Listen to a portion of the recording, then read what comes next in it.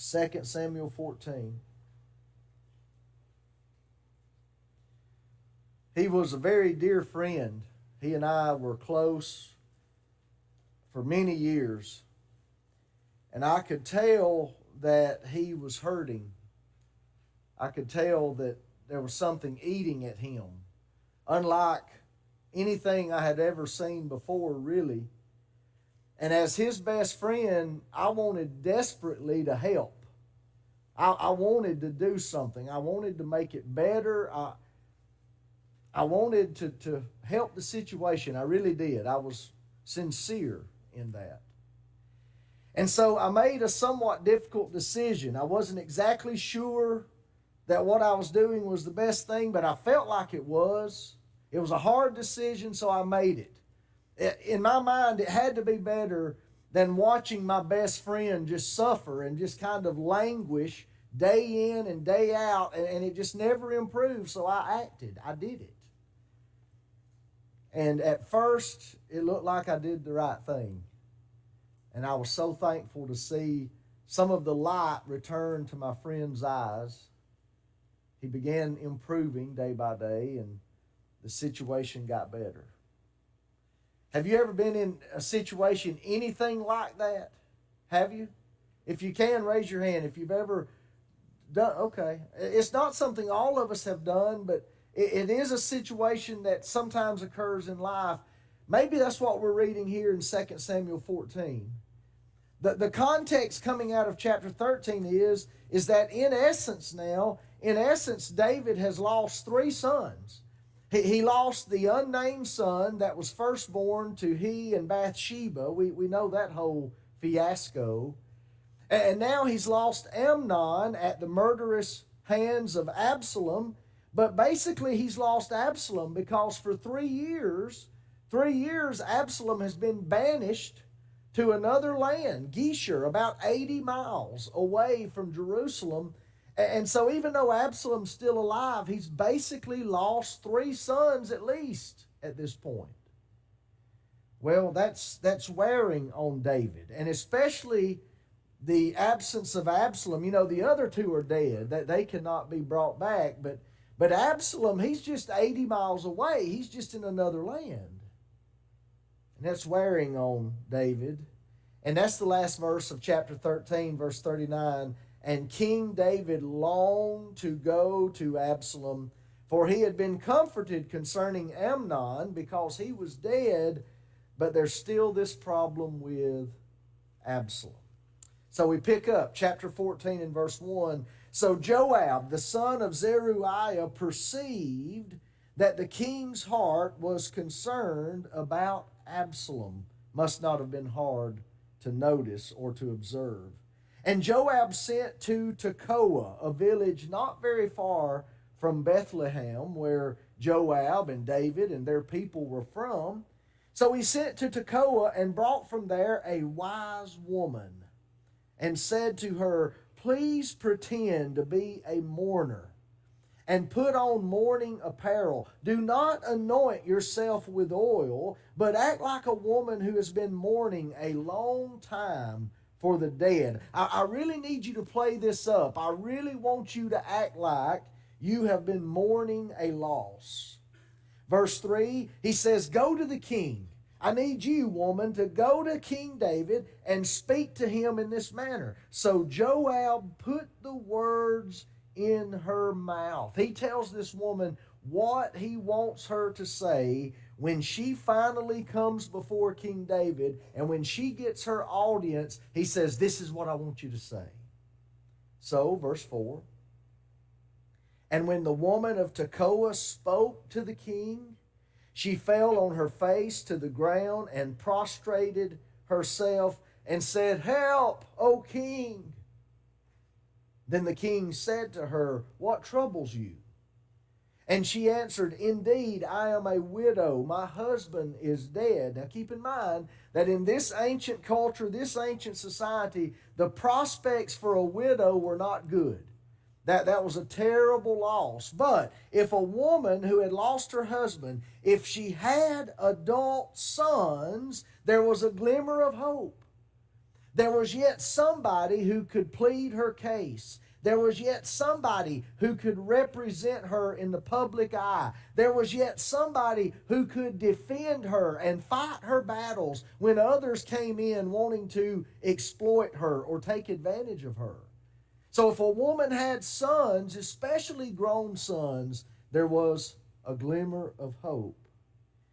Well, she says, verse 6, now your maidservant, referring to herself, had two sons. So you would think, well, this woman's in really good shape. Her husband's dead, and that's terribly unfortunate, but she's got two sons. But the two fought with each other in the field. Have we ever read anything like this in the Bible? Harkens all the way back to where? Yeah, all the way back to Genesis 4, Cain and Abel, the two brethren fighting in the field. And I wonder when this woman comes to David and when she tells the king this story, which, by the way, Joab's telling her to pretend. So this is hypothetical. This is not real. But I wonder when David, as he listens to this story, I wonder if his mind goes back to the Pentateuch. As the king of Israel, it was his duty to have read the law of Moses. And not only that, to have copied out his own personal copy of the law. So no doubt David would have been familiar with Cain and Abel. And I wonder if that comes to his mind. I had two sons. They were out in the field and they fought with each other. And there was no one there to part them. When brothers fight, can it become heated? Oh, it can be rough, can't it? But normally, especially when they're young children and they tear into each other, mama's there or daddy's there and somebody separates them and they get apart from each other long enough to kind of dry up the blood and kind of get over the anger and let that subside. And the next thing you know, they're back fine. But nobody was with these. And apparently these were strapping young men. These are probably not small boys. Nobody's there to part them, and she says, the one struck the other and killed him. Now let's just pause right there at verse 6. Here we are in Israel. Here we are living under the law of Moses. What did the law of Moses say to do with this brother who had killed his own brother? What did the law say to do? You got to kill him. Okay? Because whoso sheds man's blood, by man shall what? His blood be shed. But this is a widow. These two sons are all that she's got left. Her hope, her prospects, her defense. This is all that she's got. And now one has killed the other, and he is a murderer. And the sentence is abiding on his head. He's got to die. Is this a mess? It's a mess. You're right. This is a mess. So verse 7, she continues her story. And now the whole family. See, this is a family matter. Do family matters ever become intense? Ooh. Yeah, family matters can get intense. The whole family has risen up against your maidservant, talking about herself, and they said, deliver him who struck his brother. They're demanding justice, that we may execute him for the life of his brother whom he killed. And we will destroy the heir also. Now, those are her words. Perhaps they would have been the words of the family members. After all, if they destroy the heir, so far as she's concerned, when she dies, what's going to happen to this property? It's going to have to be disseminated somewhat through the family, the extended family. Under the law of Moses, it seems pretty important that the inheritances did not move outside of tribes. And so perhaps the way she's telling this story is, they just see an opportunity that if they kill my only remaining son, that eventually they're going to get a piece of all that I have left. Perhaps. I don't know. She's making a pretend story as she goes along. We will kill the heir also, so they would extinguish my ember that is left. Now that I'm a widow, I don't have a fire anymore, but I had an ember. I had two glowing embers, but one is gone, and now I have one ember that is left. and they would leave to my husband neither name nor remnant on the earth. He wouldn't have an heir. His inheritance wouldn't pass on to anybody in his name. They're out to get me, this woman's saying. Then the king said to the woman, go to your house, and I will give orders concerning you. Now, this is where I want to write on the board. I want you to notice these three stages. Number one, David says, first of all, I will take up your case. Okay? Now, does he give any indication here in that verse 8? Does he give any indication in how he's going to judge in this case? He doesn't. He's non-committal. That's kind of important. He's non-committal. He's basically, I don't want to say he's brushing her off, but what he's saying is you go home and I will take up this case. I hear what you're saying. You go home and let me handle it. But he doesn't say how he's going to handle it.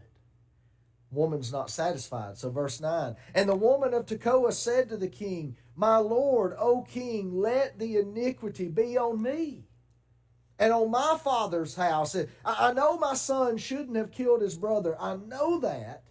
But please transfer the guilt to me.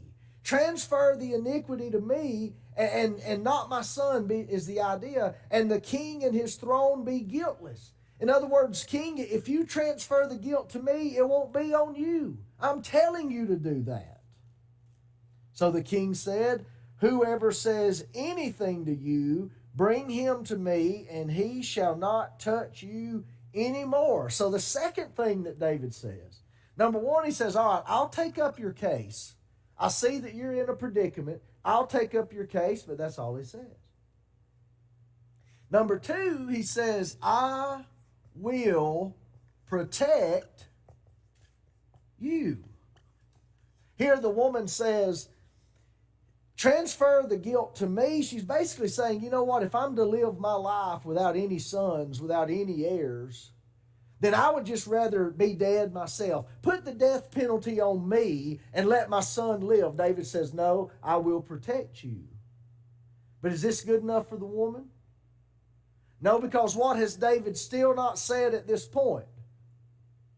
Well, he still hasn't said, I will pardon your son. So he's still not said that. And so she's still not contented. She's still not satisfied. Verse 11, then she said, please let the king remember the Lord your God, and do not permit the avenger of blood to destroy any more. Look at what I've already lost. I've already lost a husband. I've already lost a son. Now, under the law, the avenger of blood, he's coming after my only remaining son. Please do not let him destroy any more, lest they destroy my son.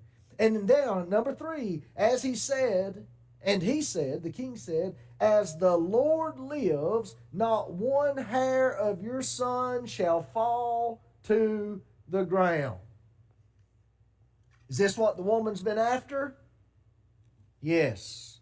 This is what the woman's been after. He basically says, I will pardon / protect, whichever word you prefer, your son. Okay. Now, the Bible described this woman from Tekoa as what kind of a woman? What adjective did we read in the earlier verses? She was a what woman? This is a wise woman. Okay.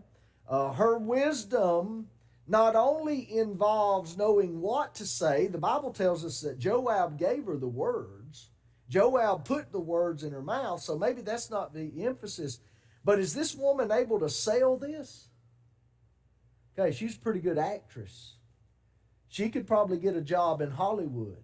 This is a wise woman. She's able to sell this. And so in the telling of this hypothetical story that Joab guides her and instructs her to use, David says, I will take up your case. That's not good enough. She keeps on. I will protect you, David says. That's not what I'm after. She keeps on. I will pardon. I will protect your son. And at that point, she's got what she wants. She's got what she wants. Because she wants David to commit to pardoning or protecting a guilty murderer. Who is Absalom? Who's Absalom? A guilty murderer. A guilty murderer. See, now Joab's behind all of this. Joab's the one who goes to the woman. He employs her services. Now, she's a wise woman. She's able to pull it off. When David comes with his rebuttal, she knows she's good at adapting on the fly. I think we see that here. But she gets what she wants there at the end of verse 11. By the way, what does that mean in the biblical text when you read, especially in the Hebrew, in the Old Testament? When the Bible says, as the Lord lives, that's a particular formula. That's introducing something. What does that formula introduce? An oath, yes.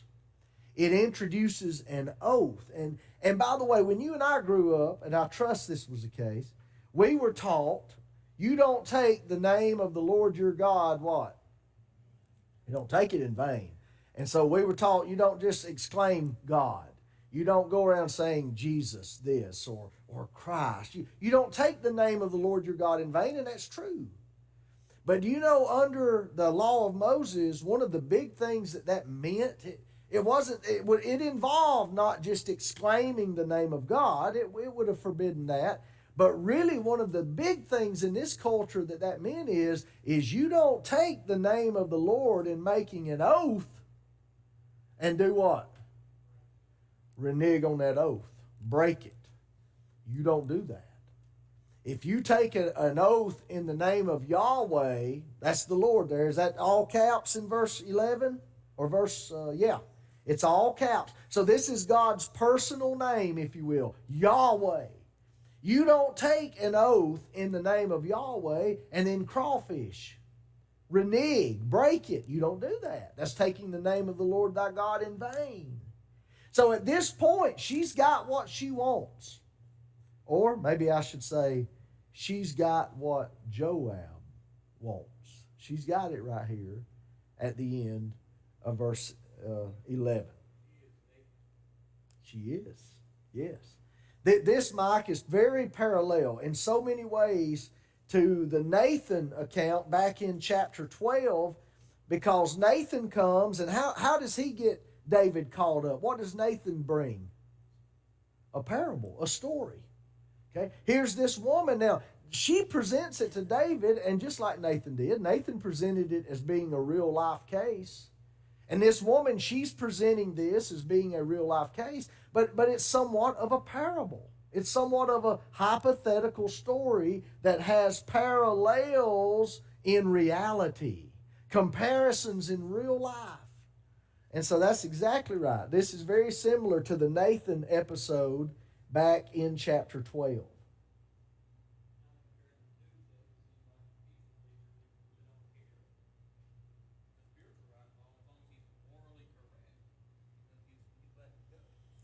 David is in a position here. He's in a mess, and I want to talk about that. We probably need to talk about that tonight. On one hand, David is bound by a law, the law of Moses, which we've already pointed out. The law of Moses called for the death of this son. And so on one hand, David is bound by a law, but on the other hand, there is an undeniable need. What's the undeniable need for this woman? Mercy and forgiveness, because she needs an heir. Okay? Now, this is a mess for King David. But what I want you to see, is that when God created man, was man placed under law? Yes. But the first time and every other time since, when man has sinned, there has been a debt to what? To God. So here God is, on one hand, he's got sinful man. What does the law call for? Death. That's the curse of the law. What's the wages of sin? Death. But on the other hand, there is an undeniable need. Does God care about people? Yeah, like Brad said tonight and offer the invitation. God cares about people. God doesn't desire for anybody to be lost. That's not what God wants. God doesn't want people to go to hell. And so here God is, on one hand, he's got the burden of law, the debt of law. But on the other hand, he's got the undeniable need. The need for man's salvation. He's got it. And you know what the perfect solution was? What's in the middle? The cross of Christ. That's the perfect solution. Because when Jesus Christ died on this cross, what did he do for the sin debt? What did he do? He paid it. He paid it. And in Galatians 3, what did he do regarding the curse of the law? He took the curse away. He became the curse for us, basically. Galatians 3, about verse 13. So when Jesus died here, he protected God's righteousness. Satan couldn't say, well, God, you're soft on sin. Satan can't say that. He can't look at God and say, well, you're just soft on sin. Now, people might try to look at David. They might try to say that. But they can't say that about God. Because God would just point at Calvary and he says, look, my son paid the price. My son paid the price for sin. But then on the other hand, humanity has hope. This undeniable need is addressed. You see the parallels here? This is an interesting chapter. A lot of times we just read through chapter 14. You know, it's not as sensational as 11 and 12. It's not as, I don't know the word, but you don't have the murder and the drama that you have in chapter 13. You just kind of read through 14. But there's parallels here for us to appreciate. David was in a very difficult spot. The immediate need was for Israel. They needed their crown prince. Now that Amnon is dead, every indication suggests that the next one in line is Absalom. He's the crown prince, and he's not even living in the country. He's 80 miles away. And if something were to happen to David like this, if David were to die, Israel doesn't have their crown prince. See? So that's the immediate need, you might say, in this scenario. Very interesting. Very interesting. All right, let's get our sheets and let's answer some questions that we can. Look here on section 1, Joab's scheme to bring Absalom home. Number 1, Joab has been fiercely loyal to David. Now, I think you can say that. I felt comfortable writing that. Even though at times his actions have been misguided, they have been willful, I'm not going to stand up here and say that Joab always did the right thing or he was always thinking the best way, but he was fiercely loyal to David. And here he is as David's friend in that sense, and he's watching David just kind of languish, longing for Absalom. He's looking at the nation wondering who's going to be our next ruler. If something happens to David, Absalom's not even here. What's going to happen? And so he decides to act. I thought I was helping. Number 2, Tekoa was only a few miles south of what town? Bethlehem. It was only a few miles south of Bethlehem, so it is likely that Joab had been familiar with this woman for some time. Could just any woman have pulled off this stunt? Probably not. Probably not. Okay, that's why he chose her. That's why he went to her, is he knew that she could do this. Number 3, now, there's not an answer to number 3. This is just a thought question. How much did Joab know about Nathan's method of convicting David of his sins involving Bathsheba? Mike brought this up. The similarities are unmistakable. You can't deny the similarities. It just makes you wonder, did Joab know how that happened? Did he know how that transpired? And he said, hey, that worked before. I'm going to get some help, and we're going to try that now. Who knows? It may have. It may have. You know, that's why it's a thought question. We don't know for sure, but it's very plausible. Very plausible.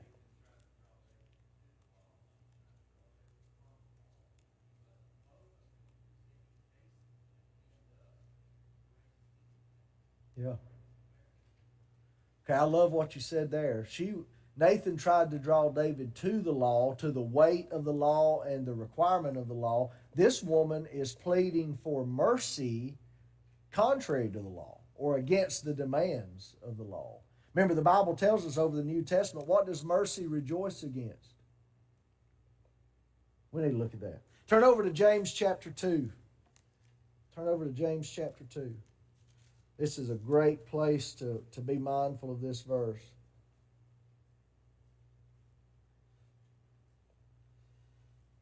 Look at verse 13, James 2:13.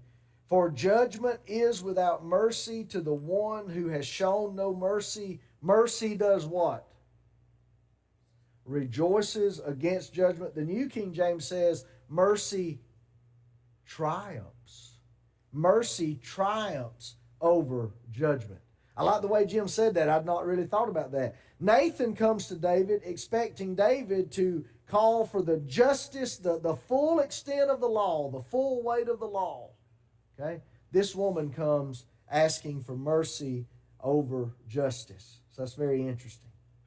All right, number 4. Once David assures the woman that her surviving son will not be condemned, he has ensnared himself in her what?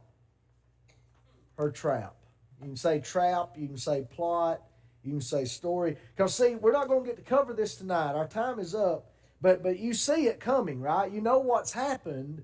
When the moment David says, look, your son deserves to die, but I'm going to pardon him so that he can be home with you. The moment David says that, Joab knows that he could look at David and says, look, we all know Absalom deserves to die. But if you'll pardon him, he can come home and he can be the crown prince and he can be next in line. All right, chew on that. Keep these sheets, hold on to your sheets, and chew on that, and we'll pick back up next time, Lord willing. Thank you for your good attention.